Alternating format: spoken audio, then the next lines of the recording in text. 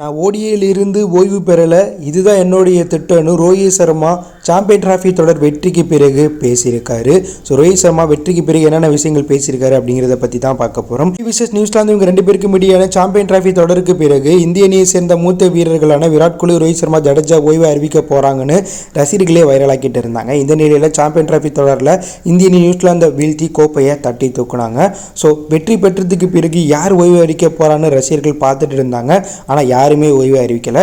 இது குறித்து ரோஹித் சர்மாவே செய்தியாளர்கள் சந்திப்பில் வெளிப்படையாக பேசியிருக்காரு.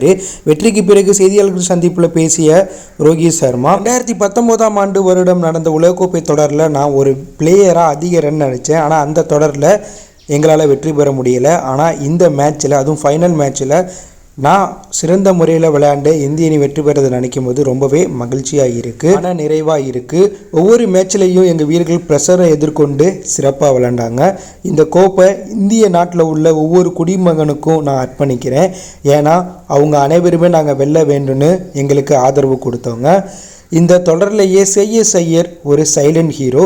மிடில் ஆர்டரில் அவருடைய பங்களிப்பு அளப்பரியது. அவருடைய பொறுப்பான ஆட்டத்தினால தான் நாங்கள் இந்த நிலைமைக்கு வந்திருக்கோம். அதே போல் தான் அக்சர் பட்டேலும் அவர் கூட இணைந்து பார்ட்னர்ஷிப் அமைச்சது மட்டும் இல்லாமல் பந்து வீச்சிலையும் இந்த தொடரிலேயே அவர் பல முக்கிய விக்கெட்டை சைலண்டாக வந்து எடுத்திருக்காரு. ஒரு தொடரில் ஒரு அணி கோப்பையை வெற்றி பெறுனா அதுக்கு அணியில் இருக்கக்கூடிய 15 வீரர்கள் மட்டும் இல்லாமல் சப்போர்ட் ஸ்டாஃப் மற்றும் அணி நிர்வாகம் நமக்கு கொடுக்குற ஃப்ரீடம், நமக்கு கொடுக்குற சப்போர்ட் முக்கிய காரணம். ஸோ அதையும் இங்கே அறிவிக்கணும். மேலும் அணி நிர்வாகம் என் மேலேயும் என் அணி மேலேயும் நம்பிக்கை வைத்து நாங்கள் எடுத்த ஒரு சில முக்கிய முடிவுகளுக்கு அவங்க மதிப்பளித்தாங்க. ஸோ அதற்கு கிடைச்ச வெற்றி தான் இது. மேலும் கௌதம் கம்பீர் எங்கள் மேலேயும் மேலேயும் மிகப்பெரிய நம்பிக்கை ராகுல் பாய்க்கு அடுத்தபடியாக வச்சுருந்தார். ஸோ அந்த நம்பிக்கையை நாங்கள் காப்பாற்றிருக்கோன்னு தான் சொல்லணும். ஸோ அடுத்த திட்டம் ஓய்வு குறித்து நான் இங்கே பேச விரும்புகிறேன். ஸோ ஓய்வு குறித்து கடந்த சில நாட்களாக ரூமர்ஸ் போயிட்டுருக்கு. ஓடியை விட்டு நான் ஓய்வு பெறலை, நான் இங்கே தான் இருக்கேன். எதிர்கால திட்டம் எதுவுமே கிடையாது. ஸோ எதிர்கால திட்டத்தை எதிர்காலத்தில் பார்த்துக்கலாம். ஓடியிலிருந்து நான் ஓய்வை அறிவிக்கலை அப்படிங்கிற மாதிரி ரோஹித் சர்மா வெளிப்படையாக ஓய்வு குறித்தும் பேசியிருக்காரு. ஸோ ரோஹித் சர்மா ஓய்வு குறித்து எதிர்காலத்தில் பார்த்துக்கலான்னு சொல்லியிருக்கிறதுனால அடுத்து நடக்க போகிற 2027 வேர்ல்டு கப்லையும் ரோஹித் சர்மா, விராட் கோலி, ஜடேஜா போன்ற சீனியர் வீரர்கள் அணியில் இருக்க போகிறாங்க அப்படிங்கிற ஒரு தகவலும் தற்போது வெளியாகிருக்கு.